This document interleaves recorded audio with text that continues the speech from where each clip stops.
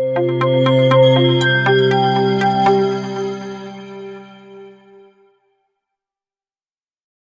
दोस्तों, welcome my channel. आज की वीडियो में हम बात करने वाले हैं एक और नई वैकेंसी के साथ, जो कि काफ़ी अच्छी वैकेंसी है और ये वैकेंसी होने वाली है आपकी रेलवे डिपार्टमेंट की। ठीक है, जैसा कि आप लोग डिस्प्ले पे देख रहे होंगे, government of India, ministry of railway, railway recruitment board, ठीक है, उसके द्वारा से ये नोटिफिकेशन आउट किया गया था। ठीक है, देखेंगे यहाँ पे details centralise employment notice CEN number 01/2024। ठीक है, 2024 की ये वैकेंसी है रेलवे की तरफ से, पहली वैकेंसी निकाली गई है 2024 में। ठीक है, जो कि आपकी होने वाली है असिस्टेंट लोको पायलट की। ठीक है, अब इसमें हम लोग सभी पॉइंटों पे बात करेंगे, कितनी वैकेंसी है, कब से स्टार्ट है।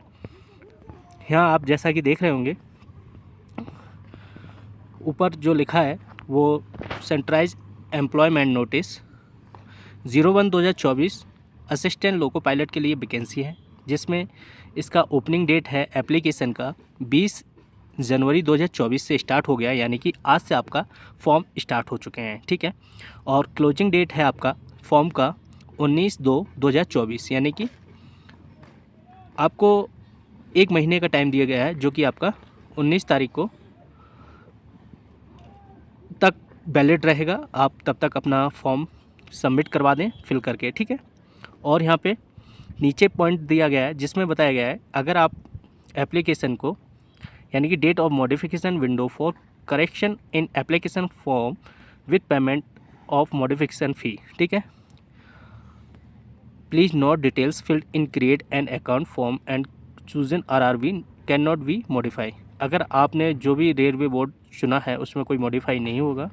ठीक है, अपनी अगर कोई गलती हो जाती है तो उसका आपको फ़ी पे करना पड़ेगा, और उसका जो करेक्शन डेट रहेगा वो रहेगा 20 से 29 तारीख तक। ठीक है, तो इसलिए आप गलती ना करें, क्योंकि ऐसा ना करें कि फ़ीस के अलावा भी आपको करेक्शन डेट में फ़ीस सबमिट करने पड़े। ठीक है, मॉडिफिकेशन फ़ीस देना पड़े। अब पोस्ट यहाँ बात करेंगे, पोस्ट जो कि आपको पता है असिस्टेंट लोको पायलट की है, जिसमें पे लेवल है 7th कमीशन से लेवल 2 में आती है, और इसका ग्रेड पे है, इनिशियल पे है इसका 19,900।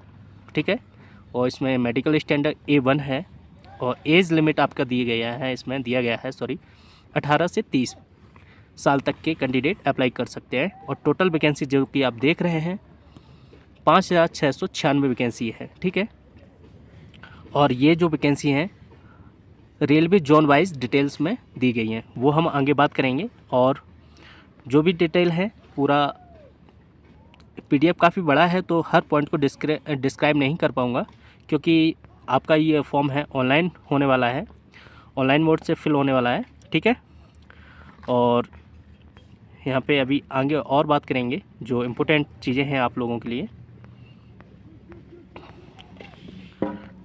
जैसा कि यहाँ पे देख रहे हैं आप लोग, मेडिकल स्टैंडर्ड दिखाया गया है, general fitness, physical fit and respected. ठीक है, क्या है विज़न स्टैंडर्ड, क्या है डिस्टेंट विज़न आपका 6/6 होना चाहिए, 6/6 without glasses with fogging test भी होगा। ठीक है, must not be accepted plus 2D। ठीक है, 2D आपका एक्सेप्ट नहीं होगा, और आपका नियर विज़न होना चाहिए 6/6 विदाउट ग्लास के होना चाहिए। ठीक है, और आपको कलर ब्लाइंडनेस नहीं होना चाहिए, ये जो भी नाइट विज़न नहीं होना चाहिए, मेसोपिक विज़न नहीं होना चाहिए। जो भी ये जानकारी हैं सारी आप लोग कलेक्ट कर लीजिए, और आप अपना फॉर्म जल्दी से जल्दी फिल कर दीजिए। ठीक है, यहाँ पे आप बात करेंगे कौन कौन फॉर्म भर सकते हैं, कौन कौन कैंडिडेट इस फॉर्म को भर सकते हैं। ये कैंडिडेट हैं कि इंडियन होना चाहिए, नेपाली भी भर सकते हैं, भूटान भी भर सकते हैं, ये 3 कंट्री के लोग भी इसमें भर सकते हैं। ठीक है,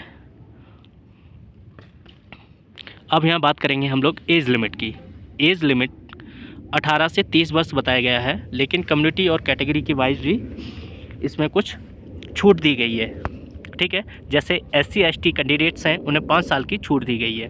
ठीक है, OBC कैटेगरी के लोग हैं उन्हें 3 साल की छूट दी गई है। यहाँ पे एक्स सर्विसमैन, ठीक है, यानी कि UR OBC SC में तीनों को अलग अलग छूट दी गई है। अगर UR से एक्स सर्विसमैन है उसे 3 साल के लिए छूट दी गई है, OBC के लिए 6 साल के लिए छूट दी गई है, SC के लिए 8 साल की छूट दी गई है। ठीक है, ये तो हो गई आपका एससी के लिए। और यहाँ पे हैं, अगर आप ग्रुप डी में हैं पहले से और एग्ज़ाम देना चाहते हैं तो आप लोगों के लिए 40 साल तक का एज है इसमें सभी कैटेगरी के लिए। ओबीसी एससी के लिए 43-45 का एज मेंशन किया गया है, ठीक है। आप देख लीजिए, और भी कैटेगरी आगे डिस्क्राइब किया गया है इसमें, ठीक है। अब यहाँ पे देखेंगे इनिशियल क्वालिफ़िकेशन। जो भी कैंडिडेट 10th पास है और प्लस डिप्लोमा है 3 ईयर का, वो कैंडिडेट अप्लाई कर सकता है। या फिर आपके पास आईटीआई होना चाहिए ट्रेड वाइज, ठीक है। किसी भी ट्रेड से आपका आईटीआई होना चाहिए, ठीक है। और ऑनलाइन आपका ये सबमिशन है, बता ही चुका हूँ मैं पहले। और अब यहाँ बात करेंगे हम लोग एग्जामिनेशन फ़ीस की। एग्जामिनेशन फ़ीस ये फॉर ऑल कैंडिडेट्स के लिए है इसमें, वो भी except categories mention below at serial number 1-2 में दिया गया था। 500 रुपये चार्ज रहेगा, ठीक है, जो कि यूआर कैटेगरी के लिए होने वाला है। और ये स्टेट CBT 1 का है, ठीक है। उसके बाद SC ST और उनके लिए ये चार्ज होने वाला है। OBC EWS के लिए 250 का चार्ज होने वाला है, ठीक है। और ये जो चार्ज रहेगा, अगर आप CBT 1 पास नहीं कर पाते हैं तो आपका ये रिफंडेबल चार्ज रहेगा, ठीक है। ये आपका यहाँ मोड बताया गया है कि किस तरह से आप पेमेंट कर सकते हैं। ऑनलाइन मोड से ही आपका पेमेंट होगा, ठीक है। UPI वगैरह एक्सेप्ट है सब कुछ, ठीक है। और कुछ इंपॉर्टेंट चीज़ें देखेंगे, यहाँ पे आपको बता ही चुका है कि रिफंडेबल एग्जामिनेशन फ़ीस है, ठीक है। और थोड़ा इंपॉर्टेंट चीज़ें और बताएंगे, ये आपका EWS के लिए जो भी डिटेल्स हैं। अब बात करेंगे यहाँ पे रिक्रूटमेंट प्रोसेस, ठीक है। कैंडिडेट अप्लाई करेगा किसी एक RRB में, यानी कि रेलवे रिक्रूटमेंट बोर्ड में एक ही को अप्लाई कर सकता है। अगर 2 में अप्लाई करेगा तो उसका फॉर्म कैंसिल कर दिया जाएगा, ठीक है। एक बोर्ड में अप्लाई करेगा, किसी भी बोर्ड को अप्लाई कर सकता है। वो बोर्ड हम दिखा देंगे अभी किसमें कितना वैकेंसी है, ठीक है। और फिर क्या रहेगा, इसका स्टेज है, स्टेज फर्स्ट है। फर्स्ट स्टेज में CBT 1 होगा आपका, सेकंड में CBT 2 अगर आप क्वालिफाई कर जाते हैं। उसके बाद फिर आपका कंप्यूटर बेस्ड एप्टीट्यूड टेस्ट, फिर उसके बाद आपका 4th स्टेज पर होगा DB और 5 स्टेज पे होगा ME, यानी कि मेडिकल एग्जामिनेशन। इतना कुछ होने के बाद आपका फाइनल सिलेक्शन श्योर हो जाएगा, ठीक है, ME के बाद। अब यहाँ पे बात करेंगे CBT 1 में, ठीक है। क्या है इसमें, आपका नेगेटिव मार्किंग होने वाला है, जैसा कि आपको पता है 1/3 की मार्किंग होने वाली है नेगेटिव, ठीक है। और CBT 1 के लिए आपका 60 मिनट का टाइम मिलेगा, जिसमें number of questions 75 maximum marks होंगे। और पर क्वेश्चन 1 मार्क्स का होगा, यानी कि 1 मार्क का होगा, ठीक है। नॉर्मलाइजेशन होगा। Minimum pass percentage for eligibility UR EWS 40%, OBC का 30%, SC का 30%, ST का 25% होना चाहिए। अब यहाँ पे सिलेबस दिखाया गया है कि क्या सिलेबस होगा CBT 1 में। जैसा कि मैथमेटिक्स में आप देख रहे हैं, यहाँ पे ये सिलेबस आप देख लीजिए। नंबर सिस्टम, बोर्ड मास, डेसिमल, ठीक है, fraction, LCM, SCF, ratio and professional percentage, mensuration, time and work, time and distance, simple and compound interest, profit loss, extra, जो भी आप देख रहे हैं सारा ये आपका मैथमेटिक्स है। मेंटल एबिलिटी में देख रहे हैं आप लोग, और जनरल साइंस है और जनरल अवेयरनेस है, ठीक है। ये आपका सेकंड स्टेज रहेगा जो कि CBT 2 है, ठीक है। इसका पैटर्न, सिलेबस पैटर्न भी नीचे दिया गया है, जिसमें 90 मिनट का टाइम होगा, 100 क्वेश्चन होंगे। और इसमें 2 एग्ज़ाम होते हैं एक साथ, और पार्ट ए पार्ट बी करके होता है, जिसमें 1 घंटे का फिर टाइम आपको मिलेगा 60 मिनट का, जिसमें 75 क्वेश्चन होंगे, ठीक है। और इसमें भी नेगेटिव मार्किंग 1/3 की मार्किंग होगी गलत होने पर, ठीक है। नॉर्मलाइजेशन इसमें भी आपका रहेगा, ठीक है। और सारा आप देख लिए, इसमें भी सिलेबस नीचे दिया गया है क्या क्या रहेगा। इसमें इंजीनियरिंग और जुड़ जाता है, जो कि बेसिक साइंस और इंजीनियरिंग होती है, ठीक है। जिसमें बोर्ड टॉपिक्स से संबंधित रहती है, ड्राइंग होती है, ड्राइंग इंस्ट्रूमेंट रहती है, लाइंस रहती हैं, कोई कितने प्रकार की लाइन होती हैं, ये सब इसमें होता है, ठीक है, इंजीनियरिंग में। सिलेबस देखने के बाद अब नीचे चलेंगे थोड़ा, इसमें आपको यहाँ पे बताया गया है qualification wise grouping of trade और सब्जेक्ट। ठीक है, यहाँ पे जैसा कि मैं पहले बता चुका हूँ आपको कि क्वालिफिकेशन क्या होगी। यहाँ पे देखो बताया गया है electrical engineering and combination of various stream electrical engineering. ठीक है, ये जो दिया है ट्रेड, इन ट्रेड से आपका होना चाहिए इलेक्ट्रीशियन होना चाहिए, इंस्ट्रूमेंट मैकेनिक होना चाहिए, वायरमैन और कॉइल विंटर रेफ्रिजरेटर और एक्स्ट्रा। ठीक है, जो भी है आप देख लीजिए।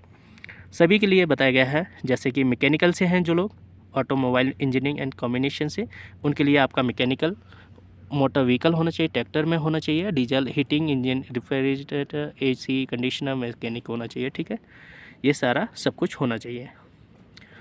और ये आपको मैंने जितना डिटेल्स था इम्पोर्टेंट सारी डिटेल्स बता दी। अब आपको दिखा देते हैं, ये है वेबसाइट जो कि आरआरबी की है, जहाँ से आप लोग फॉर्म अप्लाई कर सकते हैं। ठीक है, अब दिखा देते हैं कि उसका स्टेट वाइज मतलब सॉरी